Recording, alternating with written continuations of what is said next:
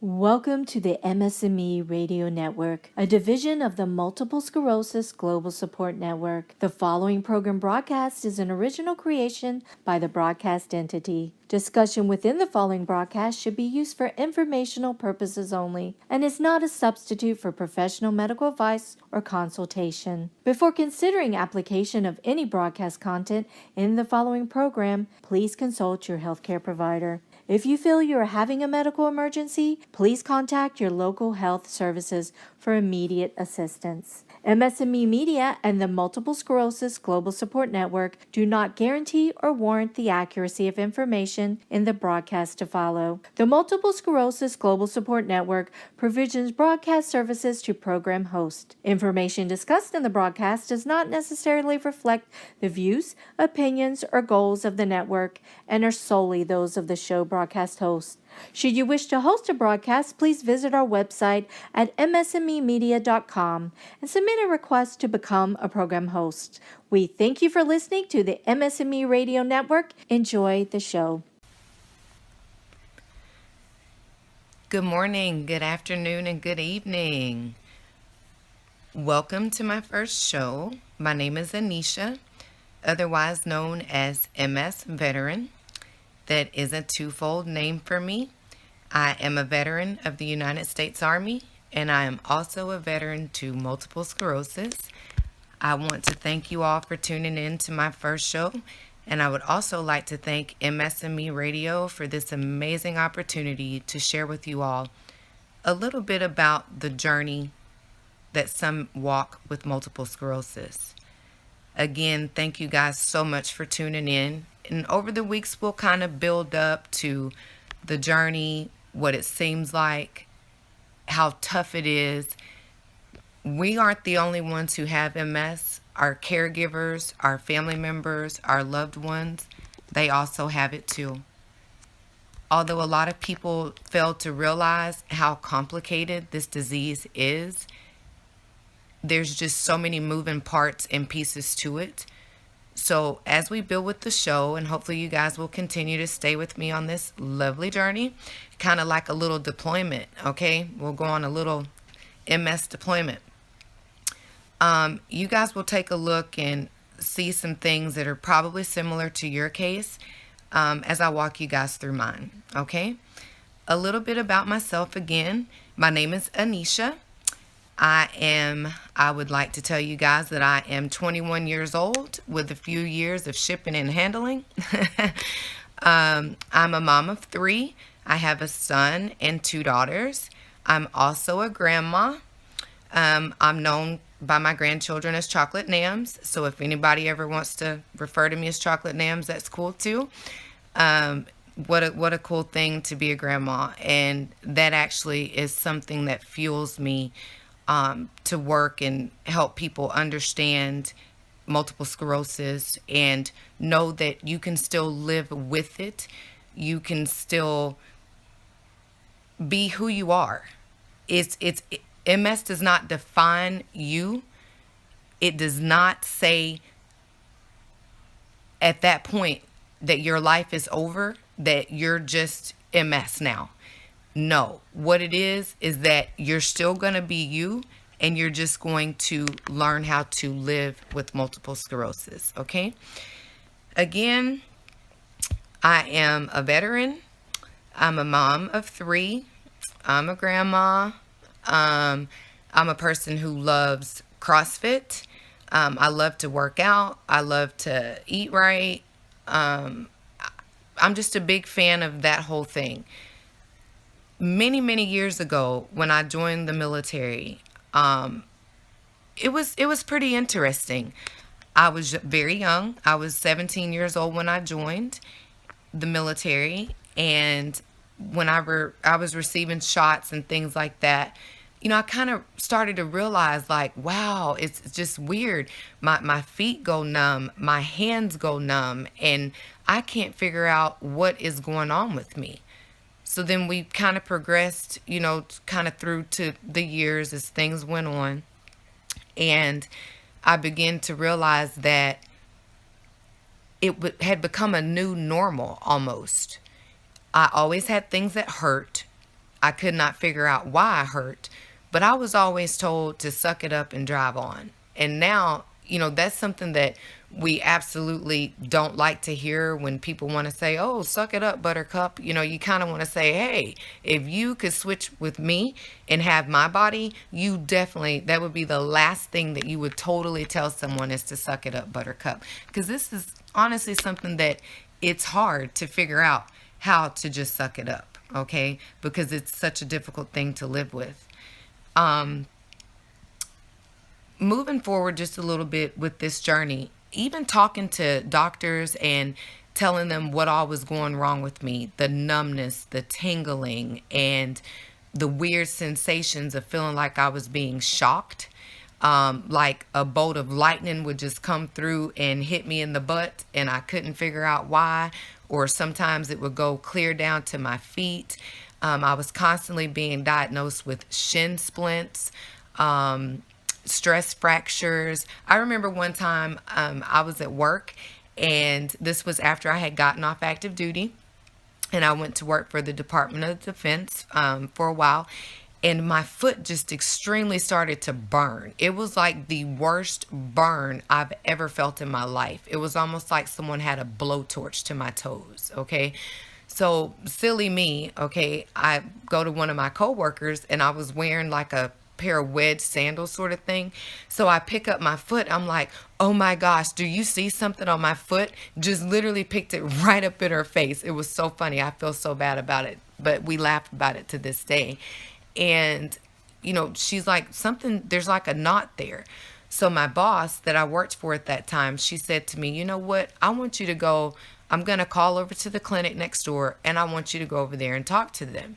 So I go next door to that clinic, and I go and I talk with them. And the doctor just looks at me. He's like, "Oh, you look great. You look like you're in great shape. And I think this is gout." And I'm like, "Gout? Where'd you get gout?" No blood work, no nothing. It was just that diagnosis of gout.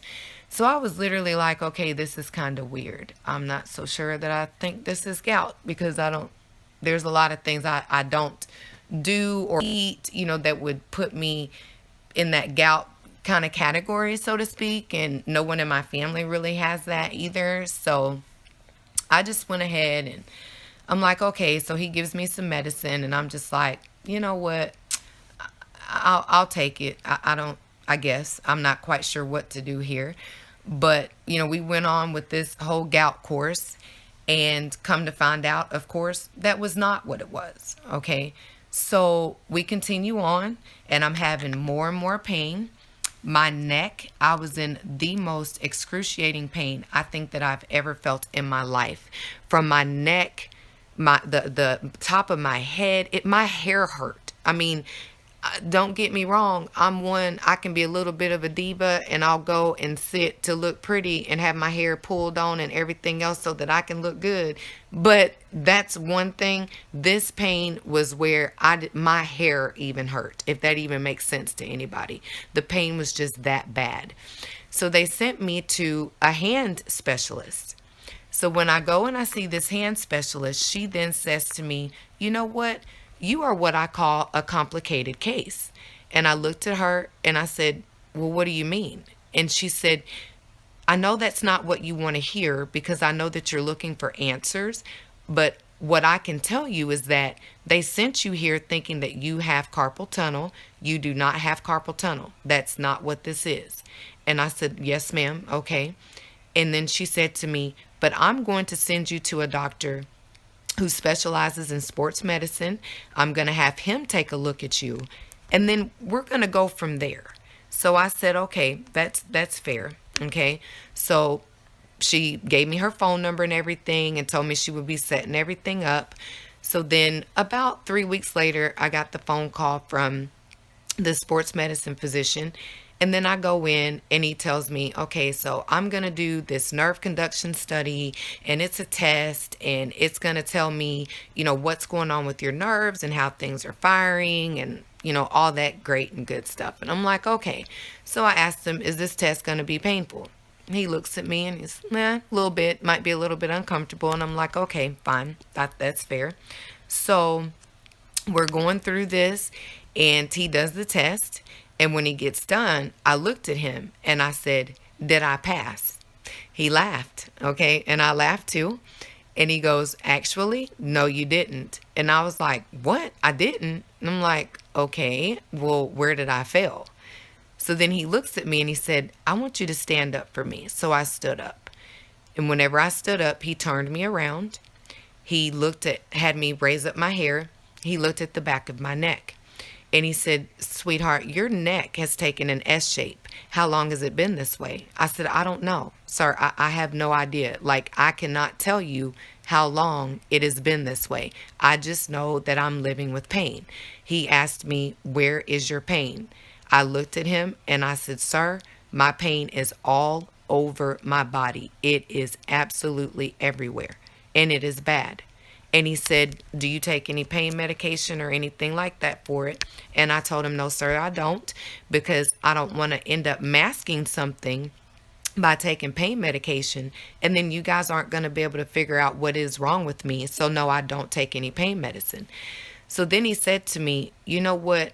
I'm going to do something that some people may find unorthodox." He said, "But I'm going to call and I'm going to tell them that if they don't do an MRI of your neck today, I'm going to drop my retirement paperwork." I looked at him and I said, "Sir, you would do that for me?" He said, "Yes, I will." He said, "Because something's wrong with you." So I said, "Okay, that's fair." So he had me drive on up to the hospital. I went up there. They did an MRI of my neck. When they did this MRI of my neck, I knew right away that something was off and that they had found something just by the way they continued to come in the room, and pull me out of the machine and ask me different questions and then, put me back in and, pull me back out. And all the while I'm thinking, I've got a potty. So if y'all keep pulling me out, can I please go use the restroom before I have an accident? And we finally got through that test and the MRI. And then they said to me, "Well, what we're going to do is we're going to set up to have you sent off post, again, military. We're going to send you off post to a facility and they're going to do an MRI of your brain." And I said, "Okay." And I asked them, how long it would be. And they said, "Well, normally it could take about 6 weeks." And it's like, okay, wow. And they said, "But, we're going to see if we can put a rush on this and see if we can get things figured out." And I said, "Okay."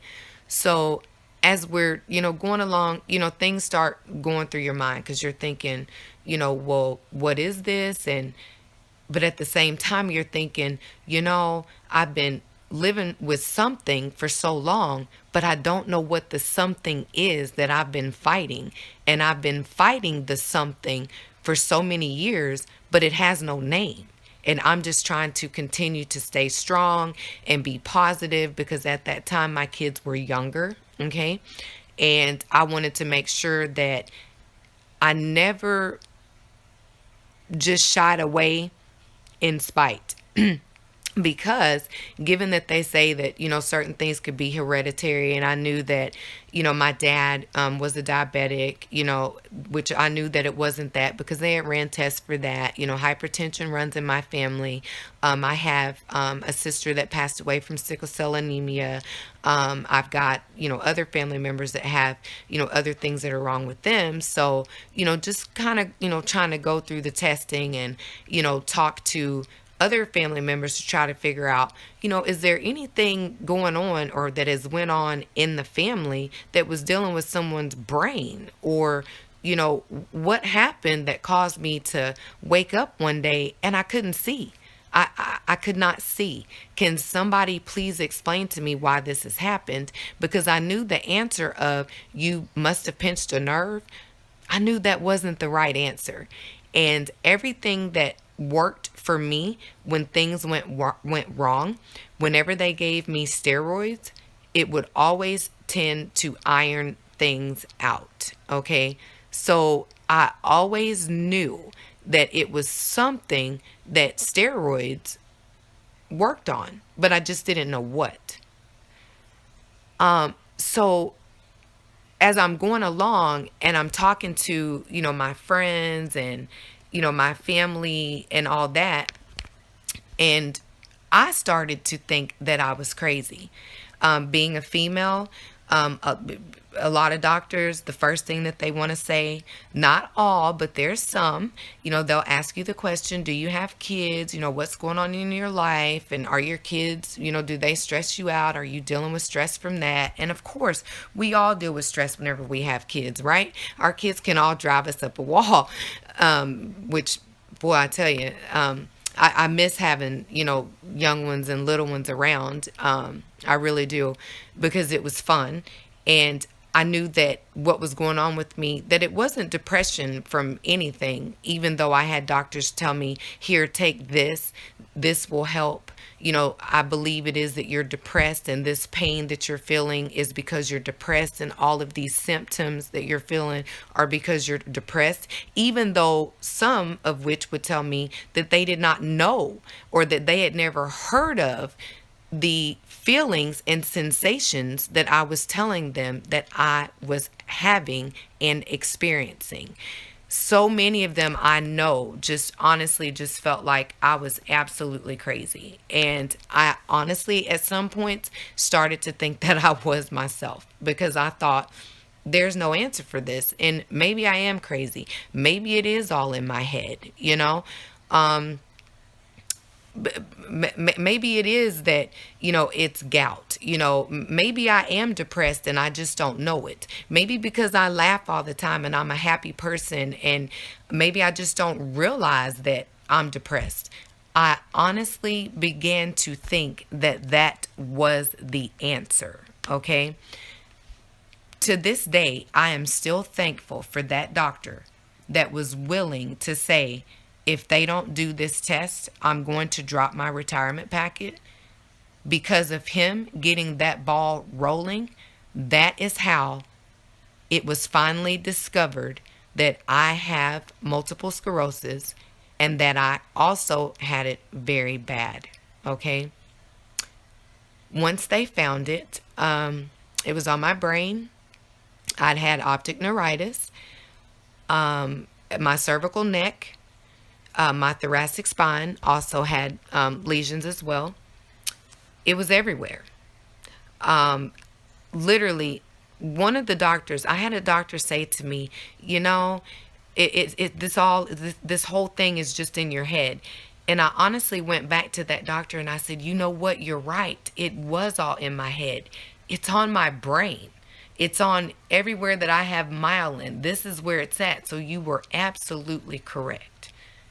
So one thing that I think is so important for people who live with MS, or who are being worked up to be diagnosed with multiple sclerosis, is that you remember that you know your body best. You have lived in your body for, as me, 21 plus lots of shipping and handling. You've lived in your body for a very long time. You know when there's a change or there's a shift in something for your body. By all means, trust yourself, trust what is going on within your body, and never be afraid to be your own best advocate. Okay? Because if you become silenced, if you allow anything or anyone to silence what is going on with you, you then end up halting, slowing down. Then you put yourself in that depression where you won't have that positive support system, because we ourselves have to be a bit positive, not a bit, but a lot. We have to try to make sure that we have a positive support system, and that starts with us. We have to try to be as positive as we can in order to live with this, because if we don't, the depression that can come along with it, it is so bad. And it makes that pain 50 to 100 times worse. When you get in pickled situations where you're depressed, you're anxious, anxiety, because all of these things can come along with it. When you're in high-paced, high-stress jobs, things of that nature, which is always where I was. I did not realize, because I did not know, because everyone was so quick to tell me it was just something very simple. So I took it to be something very simple as well. And I continued to push through and work myself to the bone. Just work, work, work, work, work. And all I did was make myself worse. Okay. So always remember that we have our responsibility to ourselves to be good to ourselves as we go through this process as well. Okay. That is so important for anybody, to remember that. As you then find out about, I have MS. I never will forget it. The doctor, once they got the results, and I went in, and it was the day before my birthday, actually. And they called me and told me, hey, can you come in tomorrow? And I said, you know what? Can I please just have my birthday? Like, I want to be able to celebrate my birthday and not think about this, or not. I just don't want to think about it. I did not want anything of whatever this was to be associated with my birthday. But unfortunately, that doctor said to me, sweetheart, I really need to see you, and I need you to come in. And I said, okay, I will. So I went in. It was the day before my birthday. And that's when they let me know that I had multiple sclerosis. I looked at that doctor. He was a neurologist, very new to me. And I looked at him and I said, am I going to die? And he said to me, eventually. That made me laugh so hard that I cried. So he then said to me, I'm going to get the chaplain in here. They brought the chaplain in, and I'm again laughing and crying. And the chaplain, I said to him, you know, sir, I'm so sorry. I'm so sorry that this is my reaction, but this now has a name. This now I know that I'm not crazy. I now know what I am up against.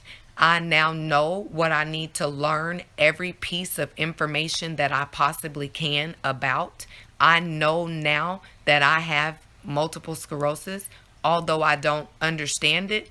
I just know a few celebrities, or, people that I've heard of in passing, that have had MS. I don't know much about it, but I know I've been living with this for a number of years, and I'm still here, and I'm still standing, and I'm going to be strong through this, because I now know it doesn't have a face, but it has many faces. And I happen to now be one of the faces of people with multiple sclerosis. And I'm going to be as positive as I can. And I'm going to give it a swift kick in the pants, because I believe it has messed with the wrong soldier. That is a title I earned that no one can ever take from me. This disease messed with the wrong soldier. And I was going to fight. Just as if I was ready to gear up for this country and go anywhere to protect against all enemies, foreign and domestic, I'm willing to do the exact same thing in the fight for myself and for anyone else who is living with multiple sclerosis. This is a fight that we are all in together. It's a journey that we all will take together. And sometimes there's no sometimes to that. Let me backpedal that word. There was a bit of, I went through 5 stages of grief, but it was very brief. Very, very brief. I thought about who I was and what I once was able to do, and I then understood why I couldn't do it anymore. I then was able to figure out, okay, what can I do now, or what can I do next in the place of that? What can I do to be a voice for people that have MS that may not have a voice? What can I do to become involved in the MS community? What can I do so that in case my children or my children's children ever end up with MS, what is it that I can do besides be strong and stand and fight against this? What can I do So going through the grieving process for me, those 5 stages, it was very fast. It was very, very fast. And I think it's because I've been living with it for so long that literally once I got that diagnosis, I was pretty much already at acceptance. Okay. And that part is what I know is the hardest part for most people, because for some people, it doesn't take 18 to 19 years for someone to figure out what's wrong. Okay. It's very quick. Something will happen. They start to do the workup, and then all of a sudden you find out that you have MS. Back when I was diagnosed, I had to give myself shots. I was on beta seron at first. So there was those shots that I had to give myself. I went to Copaxone after that. I then went to a pill twice a day, Tecfidera. I was so happy whenever they came to that. So I was with that part where it was just shots, and now it's went to pills. So we know that it's moving forward, because to go from shots to pills, there is research that is taking place. There are things that are happening to improve the quality of life for patients that are living with MS. And it is going to take all of us that are with MS, living with it, our caregivers, our families, and our friends, to stand strong together in the fight against MS. It's going to take us all. Now that you guys have had a little bit of the walk with me into what is the beginning of my journey with MS here on MS&Me Radio, I would like to definitely give a big shout out and big thanks to MS&Me Radio for a chance here to be on their network. And I appreciate all the amazing work that they're doing, all the foundations that are out there in support. The MS Global Support Network for everything that they've got coming into play. To all the clinicians and doctors, all the caregivers, I want to thank each and every one of you for standing close to your loved one as they go through this. I definitely want to give a shout out to my children, my caregivers, my family, and my friends. I love you guys very, very much, and I thank you all. As you have walked with me, I want you to continue to walk with me as we go forward with this. You guys know that I'm all about MS. I'm all about beating it. I'm all about getting strong. It's summertime. Sun's out, guns out against MS. Take care, you guys. I hope that you guys will stay tuned with me as we continue on with the show. And again, I'm MS veteran Anisha, and you guys take care.